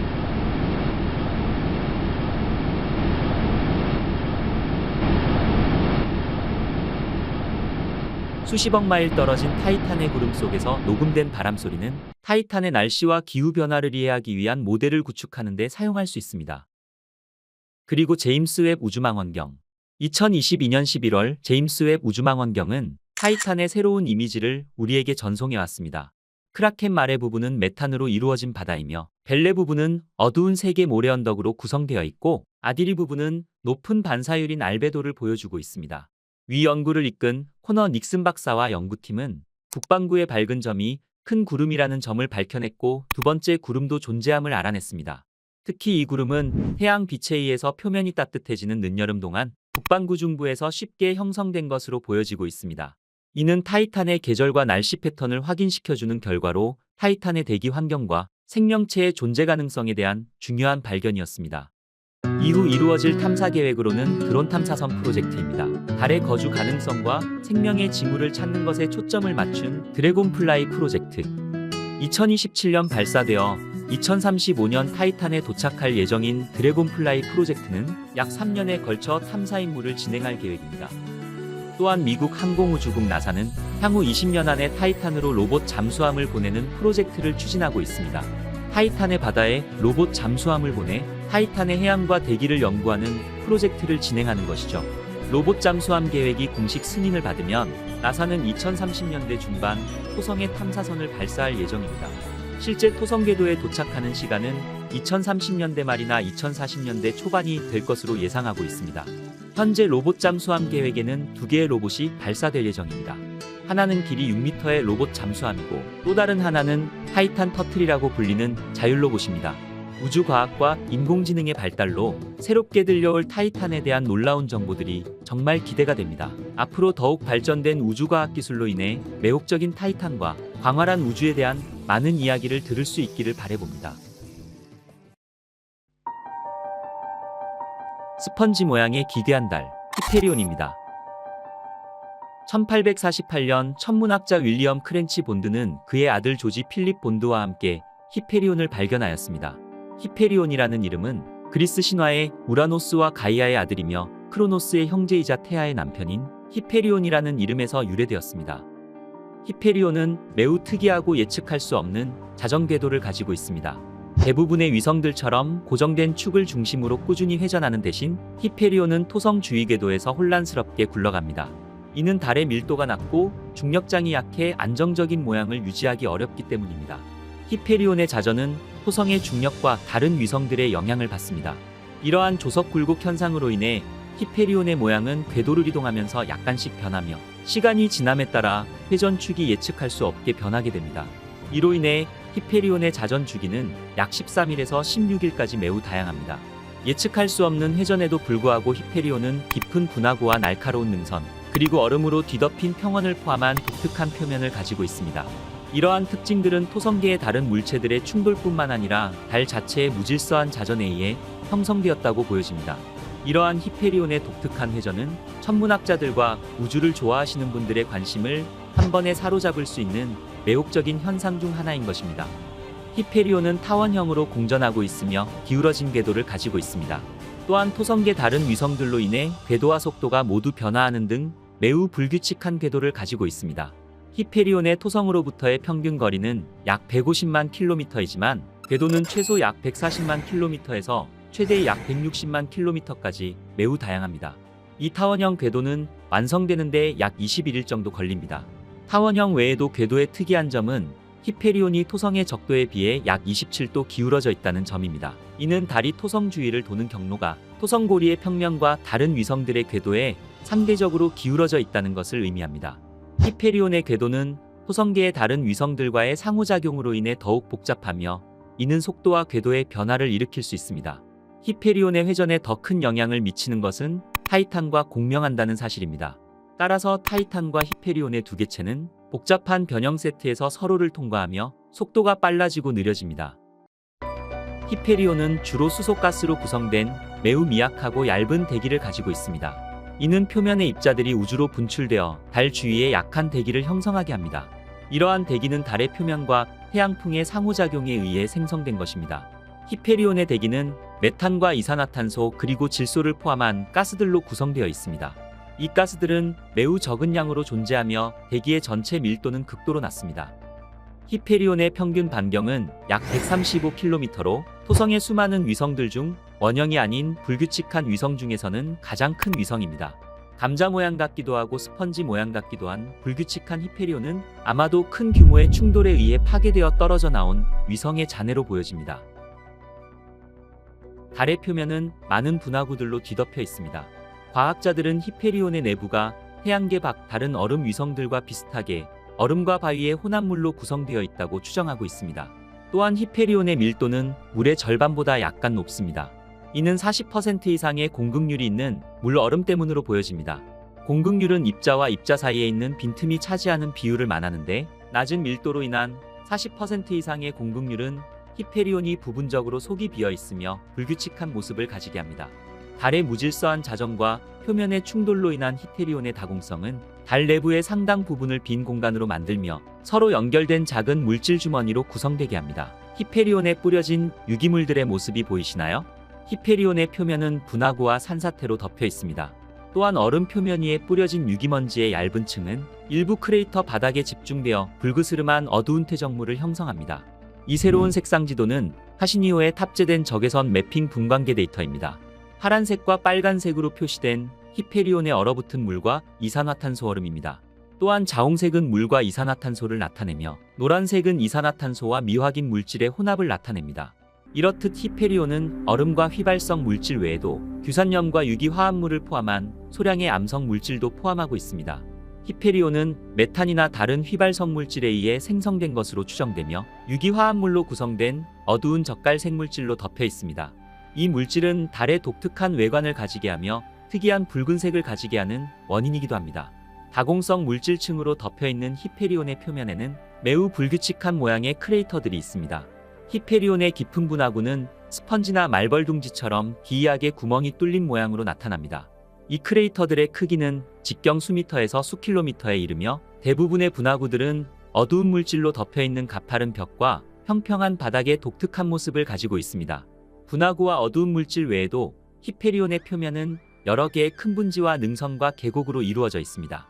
이러한 특징들은 지각활동과 무질서한 자전에 의한 것으로 보여집니다. 2005년 9월 카시니오는 히페리온에 흩어져 있는 기묘한 크레이터들을 관측했습니다. 카시니 탐사선은 중앙의 거대한 충돌 지형의 가파른 측면이 홈이 파인 모양을 하고 있는 것을 관측했습니다. 카시니오는 히페리온 상공 18,000km 고도에서 몇 개의 작은 분화구가 포함된 멜이라는 이름의 큰 분화구를 관측했습니다. 이 거대한 분화구 가장자리에는 수많은 얼음노두가 있으며 바닥은 산사태 잔해와 어두운 물질로 가득 차 있습니다. 분화구의 벽은 울퉁불퉁한 가장자리 주변보다 경사진 측면이 눈에 띄게 더 부드럽습니다. 카시니오는 영겁의 충격으로 만들어진 풍경들을 가로질러 어두운 바닥의 분화구를 고해상도 이미지로 보여주었습니다. 히페리온의 특이한 분화구의 모습입니다. 5개의 선명한 이미지로 구성되어 있는 이 사진은 2005년 9월 26일 카시니오가 히페리온을 근접 비행하는 동안 찍은 사진입니다.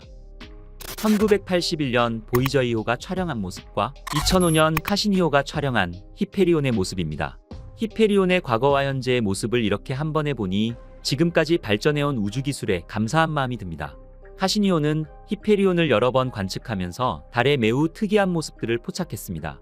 많은 크레이터들이 생성된 표면, 다공성 텍스처, 유기화합물로 이루어진 독특한 젓갈색, 불규칙한 감자 모양의 달, 그리고 휘발성 물질로 구성되어진 모습들이었습니다. 카시니오는 히페리온과 토성계에 대한 풍부한 자료를 우리에게 제공하였고, 과학자들이 이 매혹적인 위성을 연구하는 데 엄청난 도움을 주었습니다. 토성을 탐사한 최초의 우주선은 1973년에 발사된 나사의 파이오니어 11호였습니다. 이 우주선은 토성의 저해상도 이미지를 촬영하고 얇은 F 고리를 발견했습니다. 1977년에 나사는 보이저 1호와 보이저 2호 탐사선을 추가로 발사하여 토성과 그 위성 및 고리에 대한 귀중한 데이터와 수천 장의 고해상도 이미지를 얻었습니다. 카시니오 1997년 발사된 카시니오는 토성을 방문한 네 번째 탐사선이며 토성 궤도에 진입한 첫 번째 우주 탐사선입니다. 이 탐사 임무에는 나사의 카시니 우주 탐사선과 ESA의 하위언스 착륙선이 포함되어 있는데, 이는 인간이 만든 최초의 물체가 타이탄 표면에 도달하고 태양계 외부에 착륙하는 것이었습니다. 게다가 카시니오는 최초로 외계 바다를 탐사했습니다. 카시니오는 인류가 보낸 탐사선으로는 처음 토성 둘레를 공전한 케이스였기 때문에 지구에서는 관측하지 못했던 부분들까지 관측할 수 있어 토성 뒷면에 숨어있는 위성 8개를 새롭게 발견하기까지 하였습니다. 카시니오가 보내온 토성의 모습입니다. 밝은 고리의 모습이 정말 아름답기까지 하네요.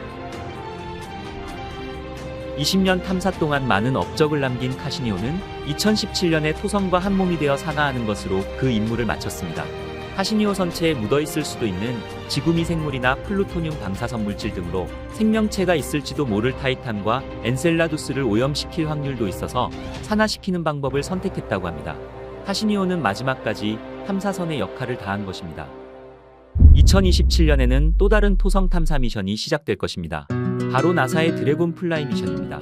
드래곤 플라이 미션은 드론과 비슷한 탐사선이 파견돼 생명체의 흔적을 찾는 것입니다. 8개의 날개를 가지고 있는 드래곤 플라이 탐사선은 목표물 사이를 날아다닐 수 있어 기대를 한몸에 받고 있는데요. 나사의 발표에 따르면 드래곤 플라이는 2026년 발사 예정이며 2034년까지 타이탄에 도착해 이를 탐사하고 거주 가능성이 있는지를 조사할 것입니다. 토성의 영어식 이름은 세턴으로 그리스 태초의 신 중 하나인 크로노스에서 유래되었습니다. 크로노스는 아버지 우라노스를 몰아내고 왕에 올랐지만 결국 자신도 아들인 제우스에게 밀려나는 신세가 됐죠. 행성 이름 또한 목성을 제우스, 목성 뒤에 있는 토성을 제우스의 아버지인 크로노스를 뜻한다고 합니다.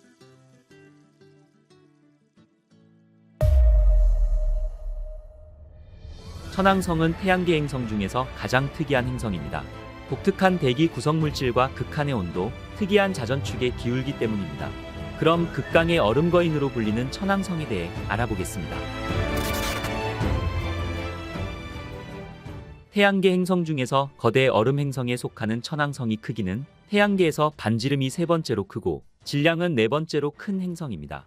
천왕성이 평균 반지름은 25,362km로 해왕성의 반지름보다 약간 더 큰 행성입니다. 천왕성의 부피는 지구 부피의 63배에 달합니다.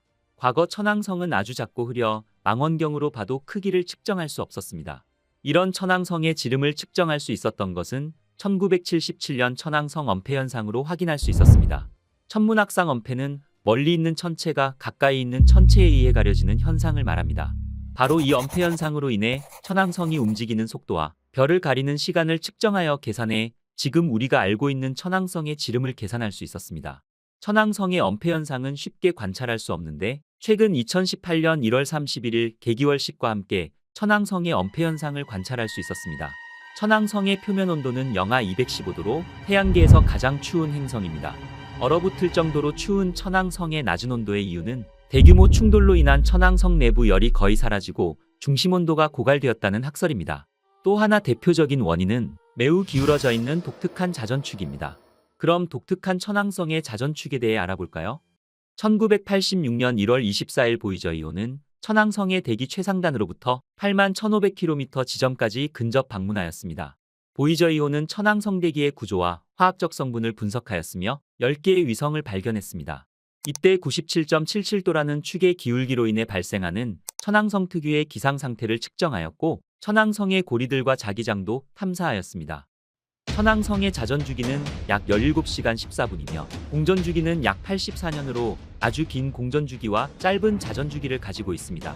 지구에서의 하루는 24시간이지만 천왕성의 하루는 약 17시간인 셈인 거죠. 천왕성의 자전축 기울기는 97.77도로 태양계의 행성들 중 유일하게 옆으로 누워서 자전합니다. 이는 자전축이 태양계의 평면과 거의 평행이라는 것을 의미합니다. 천왕성은 태양계의 행성 중 가장 많이 기울어져 있으며 자전축이 공전면에 거의 붙어 있어 공이 굴러가듯 자전합니다. 그 결과 천왕성의 특징적인 현상으로 한쪽 극지방이 지속적으로 태양을 향하게 되어 매우 특이한 낮과 밤의 양상이 나타나게 됩니다.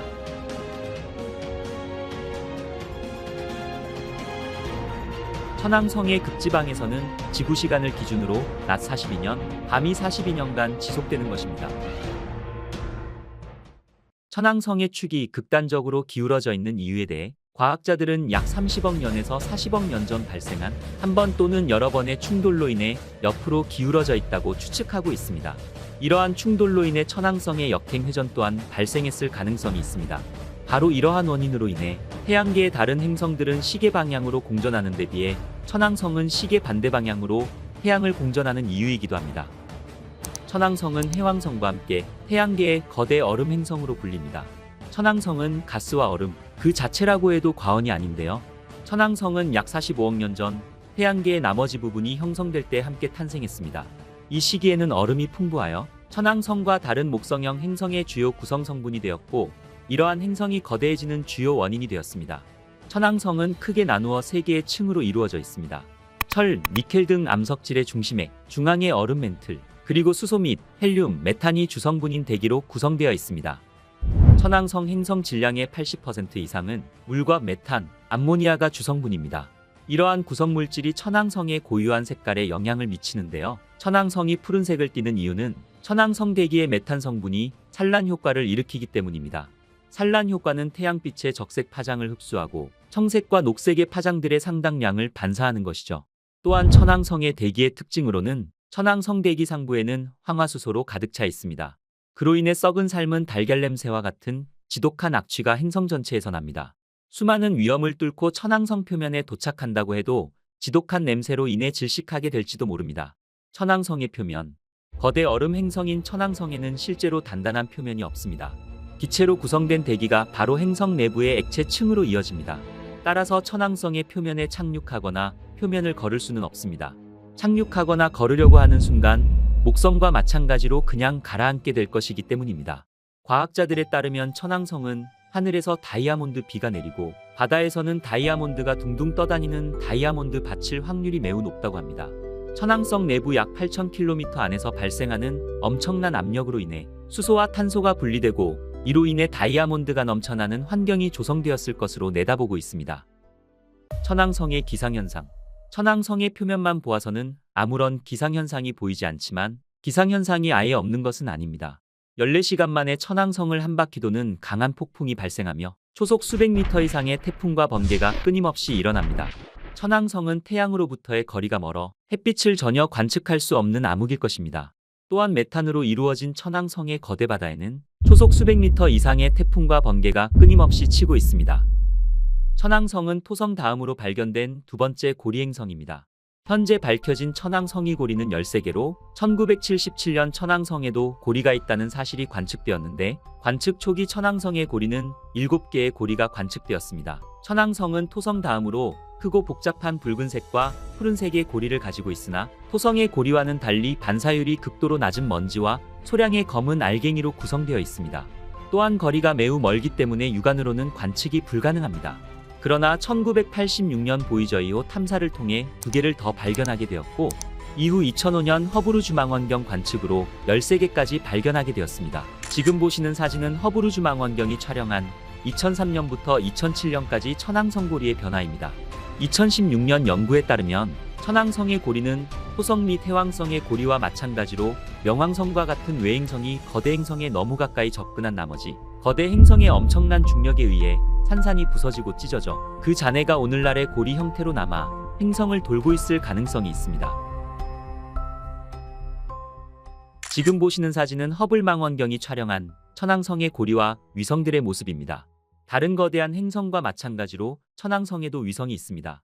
아이다호 대학연구팀은 1986년 보이저 2호의 탐사 자료를 토대로 천왕성과 가까운 고리 부근을 분석해왔습니다. 그러던 중 특이한 물결 모양의 패턴을 발견하였는데 바로 2개의 작은 달이었습니다. 보이저 2호가 도착하기 전까지 천왕성의 위성은 5개로 추측되었습니다. 그러나 보이저 2호 탐사로 인해 10개의 위성이 추가로 확인된 것이죠. 이로써 현재 알려진 천왕성의 위성은 모두 27개입니다. 흥미로운 사실은 천왕성의 위성들은 거대 행성들 중 가장 작은 위성 시스템입니다. 천왕성 주변의 5개의 주요 위성인 미란다, 아리엘, 엄브리엘, 티타니아, 오베론의 질량을 모두 합쳐도 해왕성의 가장 큰 위성인 트리톤 1개의 질량의 절반에도 못 미칩니다. 천왕성의 위성 중 가장 큰 위성은 티타니아라고 불립니다. 티타니아의 지름은 1578km로 달 지름의 약 절반이며 태양계에서 8번째로 큰 위성입니다. 티타니아는 천왕성의 적도면에 평행한 원 궤도를 돌고 있으며 지구에서 관찰하면 마치 천왕성을 중심으로 아래 위로 운동하는 것처럼 보입니다. 이 현상으로 인해 천왕성의 자전축이 누워있다는 것을 발견하는 단서가 된 것입니다. 1986년 보이저 2호가 촬영한 천왕성의 위성 미란다의 표면입니다. 미란다는 지름 470km로 비교적 작은 위성이지만 2020년 12월 매사추세츠 공대 연구진은 미란다에서 지하바다의 강력한 징후인 유도 자기장을 검출했다고 밝혔습니다. 미란다에서 유도 자기장이 발견됐다는 건 굉장한 의미를 가집니다. 유도 자기장은 위성이 모행성 주변을 공전할 때 발생합니다. 그리고 유도 자기장을 만드는 건 전류입니다. 전류는 전기를 흐르게 하는 유체가 있어야 효과적으로 생성되는데 유도 자기장이 측정된다는 것은 전도성을 지닌 대표적인 유체, 즉 물이 위성 내부에 존재할 가능성이 크다는 뜻입니다. 연구를 주도한 벤저민 와이스 MIT 연구원은 AGU 홈페이지를 통해 지구의 바다처럼 약간 짠물이 위성 내부에 있다면 전기가 흐를 수 있을 것이라고 밝히기도 했습니다. 이 장면은 보이저 2호가 해왕성을 향해 떠나면서 뒤돌아본 토승달 모양의 천왕성의 모습입니다. 지금까지 천왕성을 방문한 우주선은 보이저 2호가 유일했습니다. 1986년 보이저 2호는 지구의 4배만한 크기의 천왕성의 모습을 보내왔습니다. 보이저 2호의 탐사로 인해 천왕성 고리의 존재와 10개의 위성을 발견했으며 해왕성과 다른 특징들을 알 수 있었습니다. 그러나 보이저 2호의 5시간 30분 근접 비행 이후로는 안타깝게도 30여 년간 천왕성의 후속 탐사는 이뤄지지 못했습니다. 그러나 최근 나사는 천왕성 궤도 탐사선 UOP 프로젝트를 추진하고 있다고 밝혔는데요. 2022년부터 2032년까지 천왕성과 해왕성에 대한 집중 탐사를 진행할 계획이라고 밝혔습니다. UOP는 태양계 최외곽에서 얼음을 발견하는 프로젝트로 천왕성에 대한 본격적인 연구가 이뤄지는 것은 이번이 처음입니다. UOP의 임무로는 천왕성의 형성 과정과 고유한 궤도, 위성과 고리의 특성, 특이한 자기장과 내부 구조의 특성들을 탐사하는 것입니다. 특히 천왕성에서 거대한 얼음을 발견하는 것이 가장 큰 목표입니다. UOP 탐사로 인해 또 다른 외계 행성의 놀라운 발견들이 기대가 됩니다. 13조 원의 카메라 제임스 웹. 제임스 웹은 목성과 화성 그리고 해왕성에 이어 이번엔 천왕성을 관측했습니다. 태양계 끝자락에 위치한 천왕성이 신비로운 모습이 최첨단 우주망원경 제임스 웹에 포착된 것입니다. 최근 미 항공우주국 나사는 제임스 웹 우주망원경에 근적외선 카메라가 촬영한 천왕성의 모습을 공개했습니다. 선명한 고리가 인상적인 천왕성의 모습을 포착한 제임스 웹 우주망원경은 몇 가지 주요한 특징을 가지고 있습니다. 제임스 웹은 0.6에서 28.5 마이크로미터 파장 범위에서 전자기 스펙트럼의 적외선 부분을 관측하도록 최적화되었습니다. 이것은 먼지구름과 가시광선을 차단할 수 있는 다른 장애물들을 통과해서 볼 수 있게 해주며 우주의 가장 먼 물체들을 관찰할 수 있게 해줍니다. 제임스 웹에는 허블 우주 망원경의 2.4m 거울보다 훨씬 큰 지름 6.5m의 거울이 장착되어 있습니다.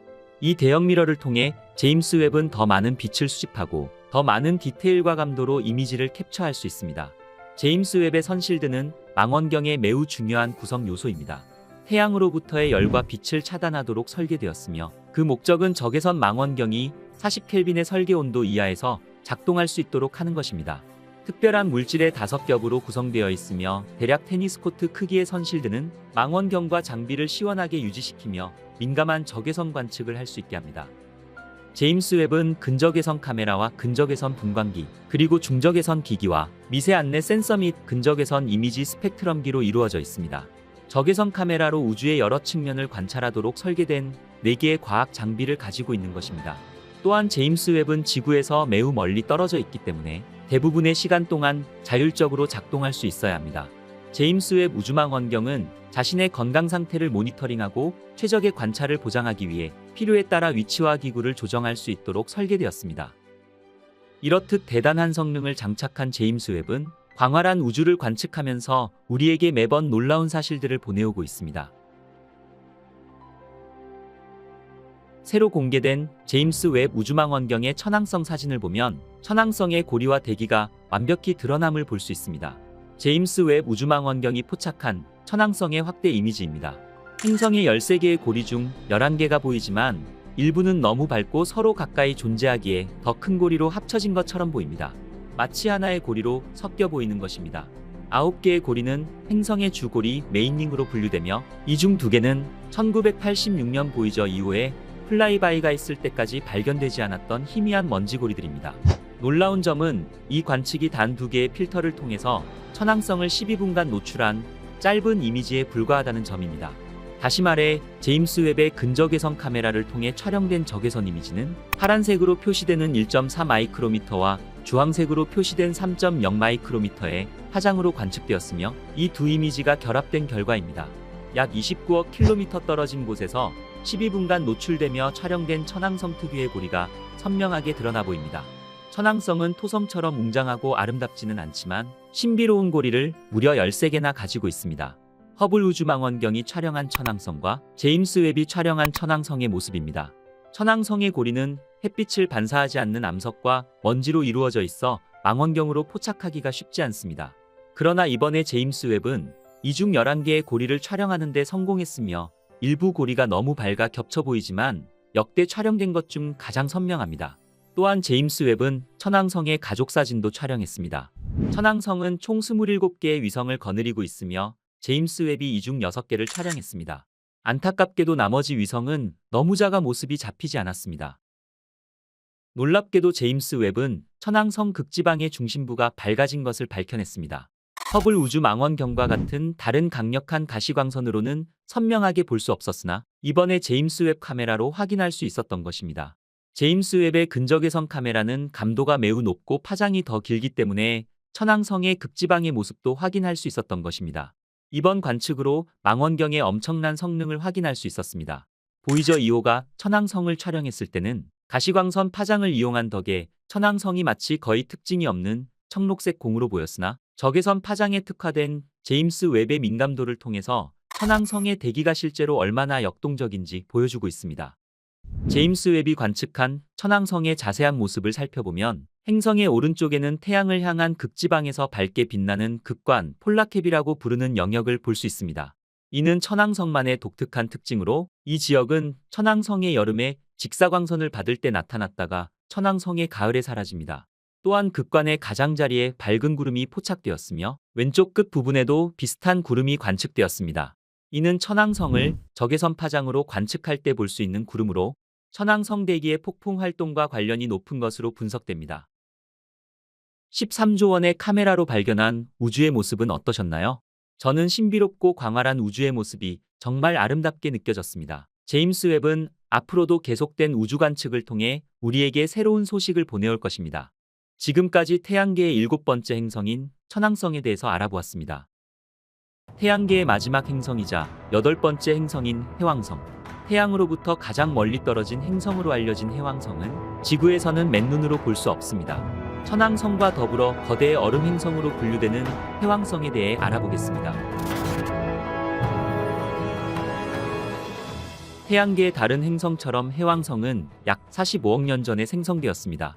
과학자들에 따르면 해왕성은 지금보다 태양에 더 가까운 곳에서 형성되었으며 약 40억 년 전 현재 위치에 자리 잡았습니다.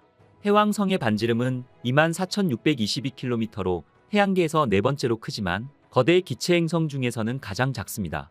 그럼 지구와 해왕성의 크기를 한번 비교해 볼까요?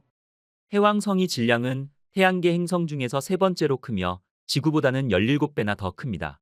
해왕성의 반경은 지구의 약 4배이며 부피는 지구의 57배입니다. 다시 말해 57개의 지구가 이 거대 얼음 행성 안에 들어갈 수 있다는 의미입니다. 태양으로부터 아주 멀리 떨어져 있는 해왕성의 평균 온도는 영하 섭씨 214도로 태양계에서 몹시 추운 행성 중의 하나입니다. 이 거대 얼음 행성에서 가장 더운 곳인 해왕성 남극의 온도가 영하 섭씨 200도라고 하니 엄청난 추위의 얼음 행성이라는 것이 다시 한번 느껴집니다.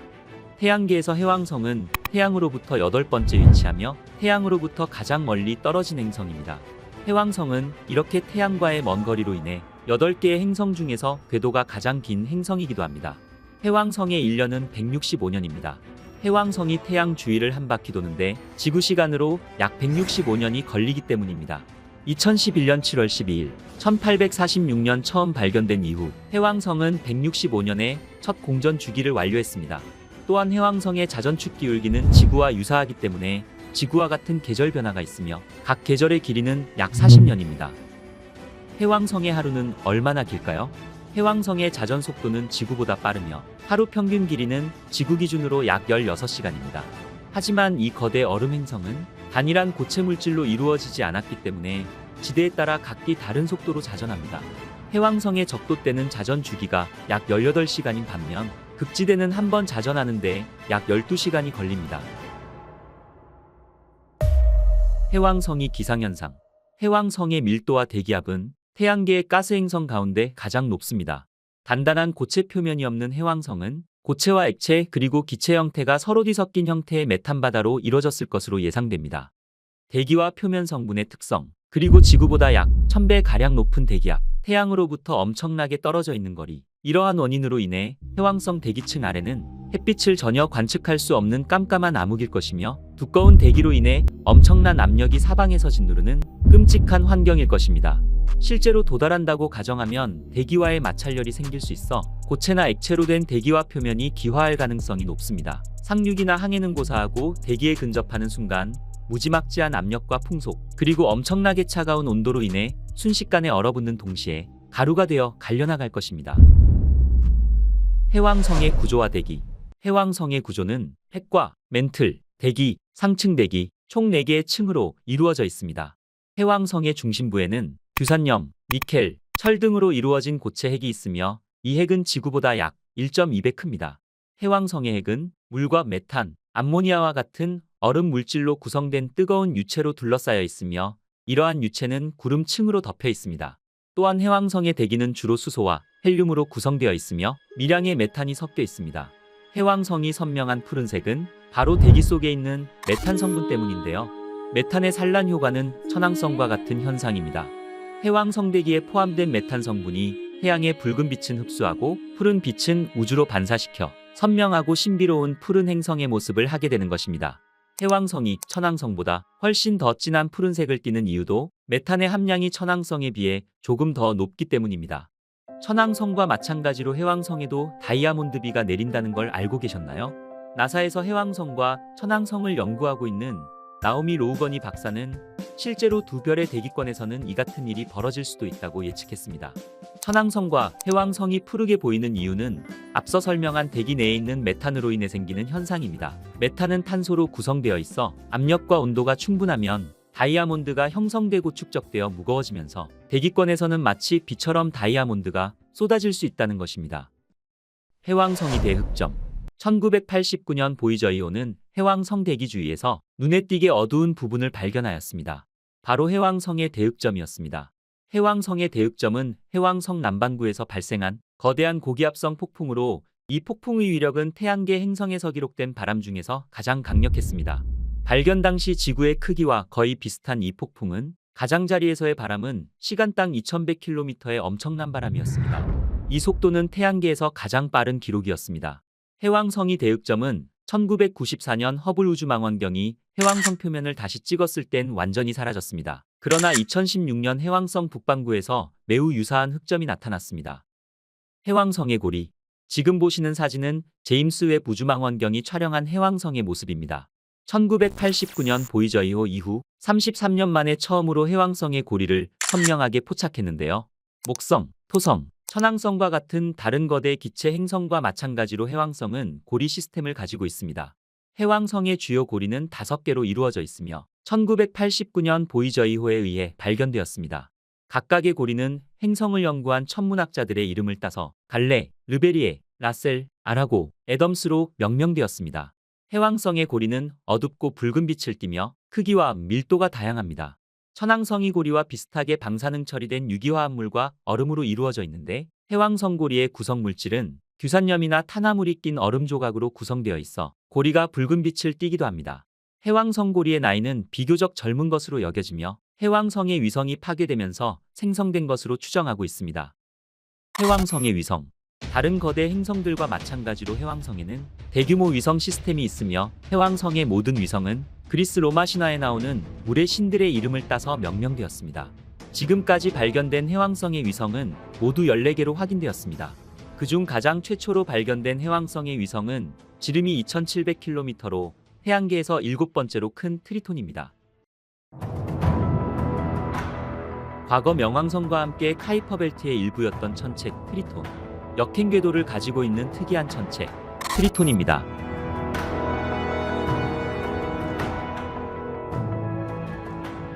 트리톤은 해왕성을 발견한 지 불과 17일 만에 영국의 천문학자 윌리엄 라셀에 의해 발견되었습니다.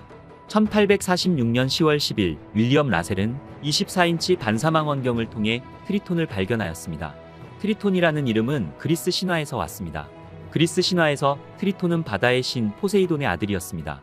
트리톤은 사람의 상체와 물고기나 돌고래의 하체를 가진 인어로 묘사되었습니다. 그리스 신화의 바다의 신 포세이돈을 해왕성으로, 해왕성의 위성을 포세이돈의 아들 트리톤으로 명명된 것이죠. 지름이 약 2700km인 트리톤은 태양계에서 7번째 큰 위성입니다. 트리톤의 크기는 해왕성의 중력 상호작용에도 영향을 미칩니다. 강력한 중력은 해왕성 대기에 영향을 미치며 해왕성 날씨에도 영향을 주는 조성력을 유발합니다. 트리톤은 해왕성의 14개 위성 중 가장 큰 위성입니다. 또한 트리톤은 기울어지고 편심하며 해왕성의 역행 궤도에 위치하고 있습니다. 이는 트리톤이 모행성인 해왕성의 자전과 반대 방향으로 공전한다는 것을 의미합니다. 트리톤은 태양계에서 역행 방향으로 공전하는 몇 안 되는 큰 위성들 중 하나인 것입니다. 트리톤의 특이한 역행 궤도는 트리톤이 해왕성과 함께 형성되지 않았음을 의미합니다. 과학자들은 트리톤이 많은 운동 에너지를 가지고 있었을 것이라고 추정했습니다. 트리톤은 원래의 운동 방향으로 빠르게 회전했지만 해왕성 주위의 새로운 궤도에 안착하면서 강한 조성력을 경험하게 됩니다. 이러한 조성력은 트리톤의 회전을 점차 늦추어 결국 원래의 회전과 반대 방향으로 회전하게 만드는 것입니다. 이러한 달의 역행 궤도는 트리톤이 해왕성에 의해 포획된 것으로 보는 첫 번째 근거인 것입니다. 즉 트리톤은 해왕성의 위성이지만 작은 천체들의 고리인 카이퍼 벨트에서 포획된 것으로 추정되는 것이죠. 트리톤의 궤도는 해왕성 궤도 평면에 비해 극도로 기울어져 있습니다. 이 기울기는 트리톤이 해왕성 주위를 공전할 때 햇빛과 온도에서 계절적으로 상당한 변화를 겪게 합니다. 이러한 계절적 변화는 달의 지질 활동과 독특한 표면 형성에 영향을 미칩니다. 또한 트리톤의 특이한 궤도는 몇 가지 흥미로운 결과를 낳습니다. 트리톤의 역행 운동은 해왕성의 다른 위성들 가까이를 통과한다는 것을 의미합니다. 이는 중력적 상호작용을 일으키며 더 나아가서는 위성들 사이의 충돌로 이어질 수 있습니다. 과학자들은 약 36억 년 후 트리톤이 해왕성에 매우 가까워질 것이며 해왕성의 중력에 의해 찢겨져 토성의 고리와 같은 해왕성의 고리로 형성될 것으로 예측하고 있습니다.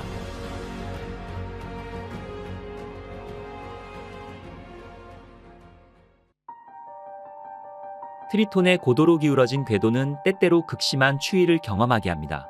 이는 달 표면의 질소와 메탄이 얼어붙게 하여 트리톤의 남극의 극관을 형성하게 하는 원인인 것입니다.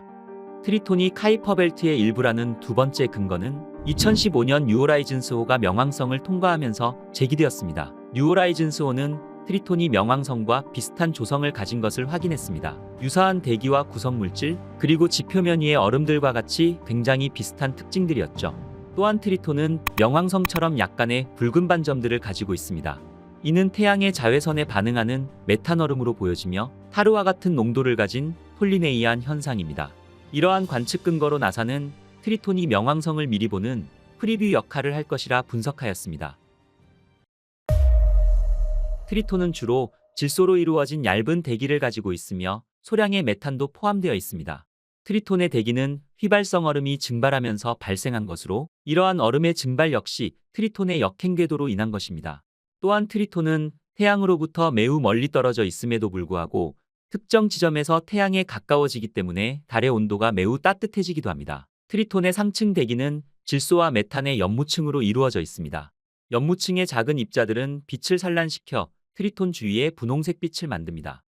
트리톤의 평균 기온은 섭씨 영하 235도 정도로 극도로 추운 표면 온도를 가지고 있습니다. 태양계에서 가장 차가운 천체 중 하나인 것이죠.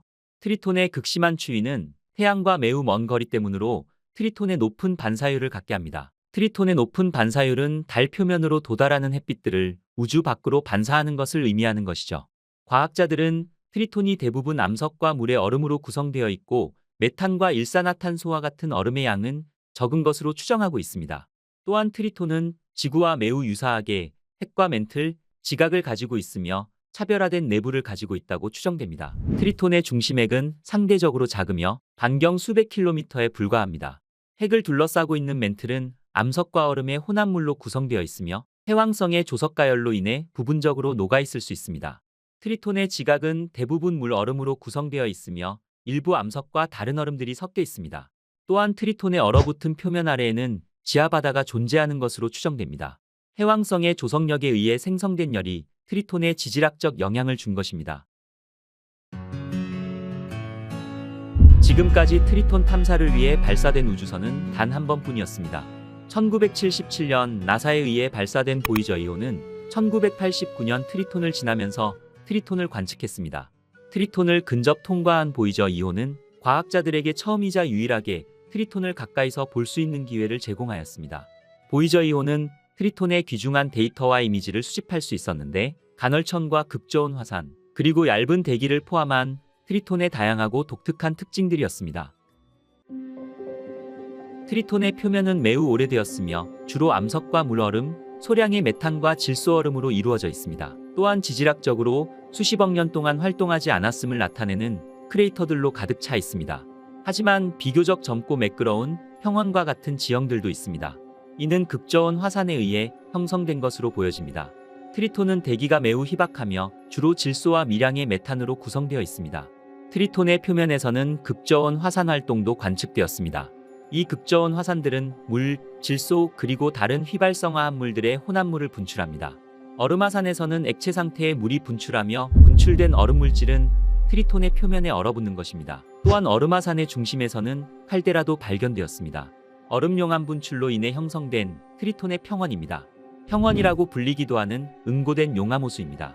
평원은 평평한 지역이지만 평원을 둘러싸고 있는 벽이 존재합니다. 이는 플라니티아, 즉 굳어진 용암호수라고 불립니다.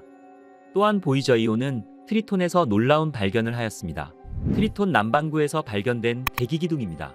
몇몇 간헐천에서 질소가스와 분출물들이 표면으로부터 약 8km 높이까지 폭발되는 것으로 극도로 얇은 대기에서 바람에 의해 측면으로 날아갑니다. 이 간헐천들은 태양에 의한 지하얼음의 온난화로 인해 고체에서 기체로 변하며 트리톤 표면의 약한 곳을 통해 분출되는 것입니다.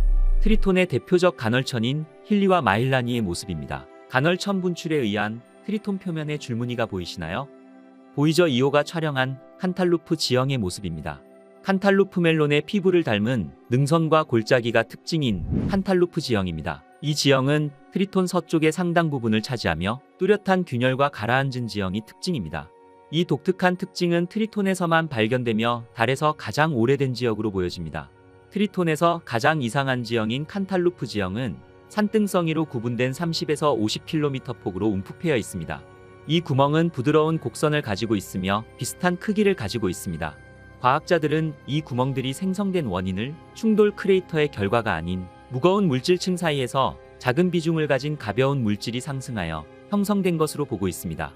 이러한 현상으로 인해 돔 모양의 구조를 만들어내는 것이죠. 또 다른 가설은 칸탈루프 지역이 얼음 지각의 균열로 인한 홍수나 화산 폭발에 의해 형성되었다는 것입니다. 칸탈루프 지역은 달의 복잡한 지질학적 역사와 표면을 형성한 다양한 과정을 보여주는 트리톤의 매혹적이고 수수께끼 같은 지역인 것입니다. 보이저 2호가 촬영한 트리톤의 남극 극관의 모습입니다. 북쪽 표면의 색은 더 붉고 어두우며 프레임 중앙에 긴 선을 포함하여 비정상적인 특징들이 많이 나타납니다. 과학자들은 트리톤이 지하바다를 가지고 있는 것으로 추정하고 있습니다. 1989년 보이저 2호는 트리톤을 근접 통과하면서 달의 약한 자기장을 발견하였는데 이 자기장의 근원은 부분적으로 녹은 암석 코어와 지하바다의 조합일 가능성이 높습니다. 우리는 보이저 2호를 통해 트리톤의 다양한 모습들을 볼 수 있었습니다. 하지만 이 수수께끼 같은 달에 대해서 여전히 배울 것이 많습니다. 1989년 보이저 2호의 트리톤 근접 비행 이후 이 달을 연구하기 위한 탐사는 없었습니다. 하지만 플라이바이 미션과 궤도선 등 착륙선들을 포함한 트리톤 탐사에 대한 제안도 많이 있었습니다. 또한 나사는 차세대 태양계 탐사 프로젝트 후보로 트리톤 탐사를 위한 트라이던트 탐사선을 계획하고 있습니다. 인류가 보낸 탐사선을 통해 이 신비로운 행성의 비밀스러운 모습을 발견한 것처럼 트리톤은 더 많은 수수께끼를 품고 있을지도 모릅니다. 그리고 우리는 언제나 그래왔듯 그 수수께끼를 풀기 위해 노력할 것입니다. 지금까지 해왕성을 방문한 우주탐사선은 보이저 2호만이 유일했습니다. 1977년 발사된 보이저 2호는 목성, 토성, 천왕성을 방문한 뒤 해왕성으로 향했습니다. 1989년 8월 해왕성이 북극 약 4,800km 상공을 통과한 보이저 2호는 해왕성이 대기와 자기권, 고리 및 해왕성의 위성을 조사하며 이 놀라운 거대 얼음 행성의 사진을 찍었습니다. 그러나 그 이후 해왕성에 대한 탐사 계획은 전무한 상태입니다. 지구에서 너무 먼 거리로 인해 교신 및 명령을 하려고 해도 편도로만 무려 4시간 이상이 걸리기 때문입니다. 하지만 2022년 9월 21일 제임스 웹 우주망원경으로부터 해왕성의 고리와 위성이 선명하게 포착된 사진을 우리에게 전송하였는데요. 1989년 보이저 2호 탐사를 끝으로 제임스 웹 우주망원경 덕분에 33년 만에 해왕성의 선명한 사진을 볼 수 있었습니다. 개인적으로는 천왕성 탐사 계획인 UOP 프로젝트가 성공하여 해왕성에 대한 탐사 또한 이루어지길 바라봅니다. 지금까지 태양계의 8번째 행성이자 마지막 행성인 해왕성에 대해 알아보았는데요. 사실 해왕성은 명왕성이 태양계 행성에서 탈락되면서 마지막 행성 타이틀을 자연스럽게 가지게 된 거죠. 지금까지 거대 얼음 행성 해왕성에 대해 알아보았습니다. 저는 또 더욱 재미있는 우주 이야기를 가지고 다시 찾아뵙겠습니다. 그리고 궁금하시거나 알고 싶으신 우주 이야기가 있으시면 아낌없이 댓글 올려주시고요. 구독과 좋아요는 저에게 큰 힘이 됩니다. 끝까지 시청해주셔서 감사합니다.